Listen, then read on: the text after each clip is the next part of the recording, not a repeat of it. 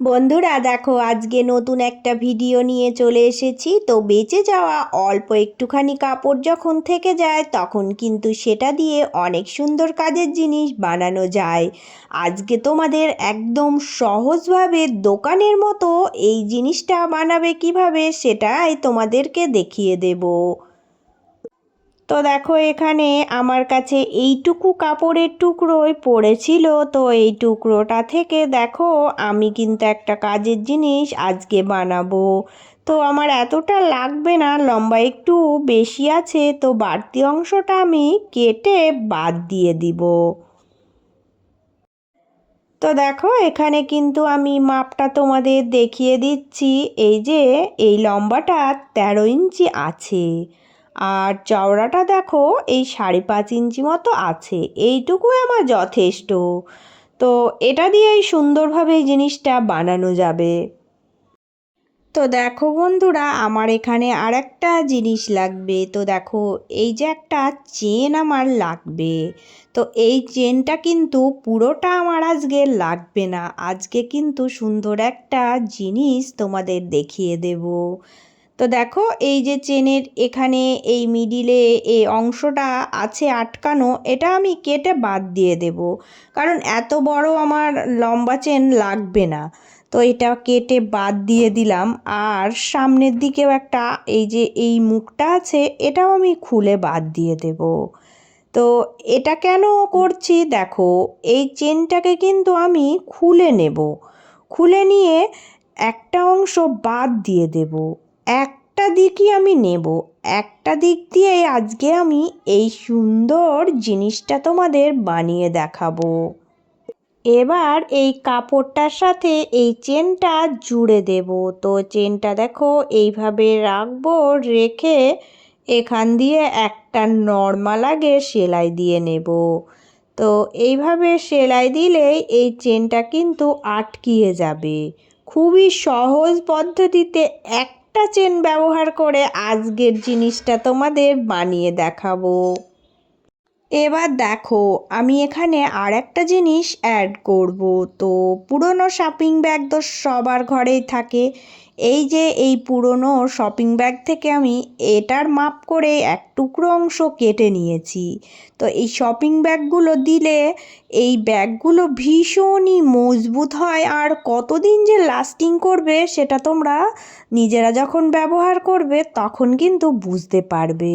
তো এটা দেখো এইভাবে আমি চেনটা যেভাবে আটকিয়েছি সেইভাবেই থাকলো। চেনের এই ওপর দিয়ে একদম ধারের কোল দিয়ে একবার জুড়ে নেব।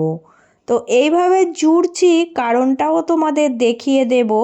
তো শুধু লম্বায় একটা সেলাই দিয়ে দেব তাহলেই হয়ে গেল।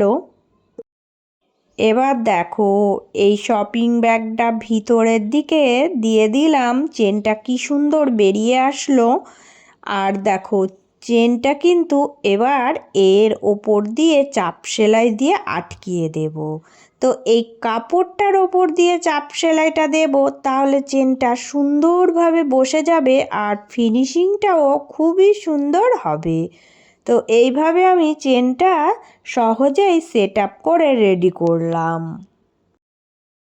এবার দেখো এবার আমি এই যে এটা এইভাবে ভাঁজ দিয়ে চেনের এই ধারের কোলটা এক জায়গায় নিয়ে আসলাম। তো চেনের এই লকটার এখানে কিন্তু এইভাবে রেখে আস্তে করে টান দেবে, দেখবে চেনটা সুন্দরভাবে দেখো কত সুন্দর সেটিং হয়ে যাচ্ছে। একটা চেন দিয়ে যদি তোমরা এইরকম ব্যাগ তৈরি করতে পারো তাহলে কিন্তু খুবই সুন্দর ফিনিশিং আসে। দুটো চেনের থেকে এটা দেখতে কিন্তু খুব ভালো লাগে। তো তোমাদের এটা আমি আজকে ওই জন্য শিখিয়ে দিলাম। এবার আমি এটা উল্টিয়ে দেব। উল্টিয়ে দিয়ে দেখো এই দিকে কাপড়টা নিয়ে চলে আসবো, আর এই দিকে এই যে ব্যাগটা আমি দেখো জুড়েছিলাম এটা এই দিকে নিয়ে আসবো। এইভাবে আমি সুন্দর করে সেট আপ করবো। তো এটা দেখো এইরকম লম্বা হয়ে গেল। এইভাবে রেখে এবার আমাকে সেলাই দিতে হবে। এবার তোমাদের দেখাচ্ছি, দেখো এই যে সোজা দিকটা কিন্তু এই দিকেই আছে, আর দেখো আমি উল্টো দিকটা এইভাবে করে রেখেছি পুরোটাই। এবার এই ফেব্রিকের এখান থেকে দেখো এই কোণা থেকে সেলাইটা করতে হবে।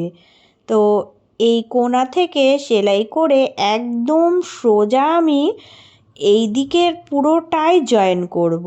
একটুখানি 1 ইঞ্চি মতো খোলা রাখবে, নিচের দিকের শপিং ব্যাগটার ওখানে 1 ইঞ্চি মতো খোলা রেখে দেবে। কারণ হচ্ছে এই যে এই জিনিসটা সোজা করতে হবে, তাই এইভাবে করে দেখো সেলাই দিয়ে রেডি করছি। এবার খোলা মুখটা দিয়ে আমাকে এটা কিন্তু সোজা করতে হবে। তো দেখো এবার সোজা করার আগে এখান থেকে এক্সট্রা যদি একটু কাপড়ের টুকরো বেরিয়ে থাকে সেগুলো আগে কেটে পরিষ্কার করে দেবে, কারণ সোজা হয়ে গেলে এটা ভেতরের দিকে চলে যাবে। এবার খোলা মুখের এই অংশটা দিয়ে আস্তে আস্তে ভিতরে সিটটা টান দেবে, দেখবে সুন্দরভাবে এটা বেরিয়ে আসবে।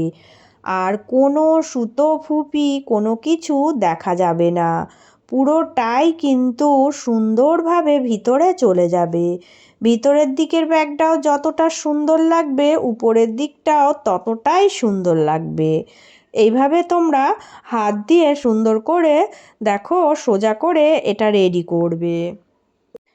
তো প্রত্যেক দিন যে সকল বন্ধুরা আমার ভিডিওগুলো সম্পূর্ণভাবে দেখো, তোমাদের সবার জন্য রইল অনেক অনেক ভালোবাসা ও শুভকামনা। আজ যারা নতুন এসেছো প্লিজ বন্ধুরা আমার চ্যানেলটি সাবস্ক্রাইব করে নিয়ে পাশে থাকার অনুরোধ জানাচ্ছি। তো সবাই এইভাবেই পাশে থেকো। তো খোলা মুখের এই অংশটা সেলাইটা আগে করে নেবে। তো এখান দিয়ে একটা নর্মালি সেলাই দিয়ে এটা আটকিয়ে দেবে, নাহলে এটা আবার গ্যাপিং থেকে যাবে।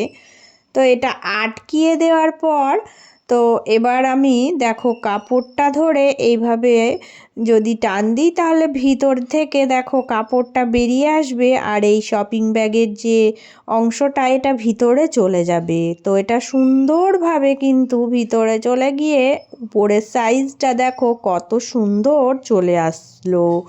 তো চেনটাও কত সুন্দর সেট আপ হবে দেখাচ্ছি। তো দেখো বেঁচে যাওয়া একটুখানি ফেব্রিক দিয়ে কত সুন্দর একটা কিউট ব্যাগ তৈরি হয়ে গেল। তো এটা আমি আরও একটু সুন্দর করে এখানে সাজাবো। তো এই যে কটা আমি এই ক্রাউসেল আমার কাছে কেনাই থাকে, তো এগুলো আমি গেঁথে দেব। জাস্ট একটু ভালো লাগার জন্যই আমি এটা করছি। এখানে 4টে আমি এইভাবে করে গেঁথে দিচ্ছি। তো এটা সুন্দর করে গেঁথে নিয়ে তারপর দেখাচ্ছি ব্যাগটা কতটা সুন্দর ফোল্ড হয়েছে। অল্প একটুখানি কাপড় থাকলেও সেটা যদি একটু বুদ্ধি খাটিয়ে তোমরা এই রকম কিছু বানাও, সেটা নিজেরা ব্যবহার করতে পারবে আর কাজে লেগে যাবে। দোকান থেকে এই সমস্ত জিনিস কেনার দরকার নেই, ফালতু টাকা দিয়ে দোকান থেকে না কিনে নিজেরাই বানাতে পারলে কত ভালো হয় বলো। তো দেখো কত সুন্দর ফিনিশিং এসেছে। একটা চেন দিয়ে এইভাবে করেও কিন্তু অনেক সুন্দর ব্যাগ বানানো যায়। তো যখন কিন্তু নিজেরা নিজেদের ড্রেসগুলো বানাবে বা অন্যকে বানিয়ে দেবে বেঁচে যাওয়া কাপড় দিয়ে, এই রকম টুকরো ব্যাগ যদি তোমরা বানিয়ে দিতে পারো সেটা কিন্তু তার ড্রেসের সঙ্গে ম্যাচিং হয়ে যাবে আর কাস্টমার ভীষণই হ্যাপি হবে। আর এগুলো বানানোর জন্য অবশ্যই তোমরা নিজেদের পারিশ্রমিক নেবে। তো আমার আজকের এই ডিজাইনটা তোমাদের কেমন লাগলো তোমরা সবাই কমেন্ট করে জানিয়ে যেও বন্ধুরা। তো সবাই ভালো থেকো, সুস্থ থেকো, চলে আসবো আবারও অন্য কোনো একটা নতুন ভিডিওর সাথে।